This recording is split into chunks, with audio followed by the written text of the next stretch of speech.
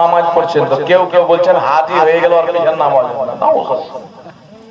তো হাজি হয়ে গেল তো আরো ইমানটা পরহেজগার হয়ে গেল, নামাজ তো আরো টানাটান কবুল হবে না, কি বলেন? কে এগুলো ফালতু শিক্ষা আপনারা দিয়েছেন? আল্লাহ পাক বুঝার তৌফিক দান করুন। হাজি হোক গাজী হোক, যদি প্রকাশ্যে কোনো গুনাহে লিপ্ত না থাকে, গুনার কাজ না করে, সুদ না খায়, জুয়া না খেলে, দাড়ি না কাটে, তার পিছনে নামাজ হবে। বুঝতে পেরেছেন? ইমাম আছেন প্লাস হাজি আছেন, তার তো ভালো হলো। হজ করা কি খারাপ জিনিস? তো হজ করে আসলে তার পিছনে নামাজ হবে না, এটা জাহিলদের কিছু পরিচালিত ফতোয়া, এগুলো ইসলামের ফতোয়া নয়। তাই যে কোনো কথা বলার আগে আলিম উলামাকে জিজ্ঞাসা করিয়েন, নিজেই মুফতি সাজিয়েন না। তাহলে ইসলাম বলছে এই দিকে যা, আপনি বলবেন এই দিকে যা, লাস্টে ঈমানটাও চলে যাবে, বাড়ির বউটাও চলে যাবে।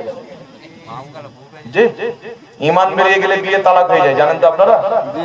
ঈমান যদি বেরিয়ে যায় তাহলে বিয়েটাও ভঙ্গ হয়ে যায়। এই জন্য ফতোয়া আপনারা দিয়েন না, আপনারা জিজ্ঞাসা করবেন, আলিম উলামাকে জিজ্ঞাসা করবেন। জিজ্ঞাসা করার পর কনফার্ম হয়ে গেলে তারপর বলবেন যে হুজুর এটা বলেছেন। আপনি বলবেন না যে আমি ফতোয়া দিচ্ছি, হুজুর এটা বলেছেন। কথা বুঝতে পারছেন? তাহলে এটা আপনার ফতোয়া দেওয়া হবে না, হুজুরের ফতোয়াটা আপনার বলা হবে। বুঝতে পেরেছেন? পারেন না? যাই হোক, আপনারা অনেক দান দিলেন, আল্লাহ পাক কবুল করুক। আমার ভাষার মাধ্যমে, বলার মাধ্যমে কোনো যদি আঘাত পেয়ে থাকেন, ভাই হিসাবে, বন্ধু হিসাবে ক্ষমা করবেন। আমি নিজের বক্তব্য এখান থেকে ইতি করলাম।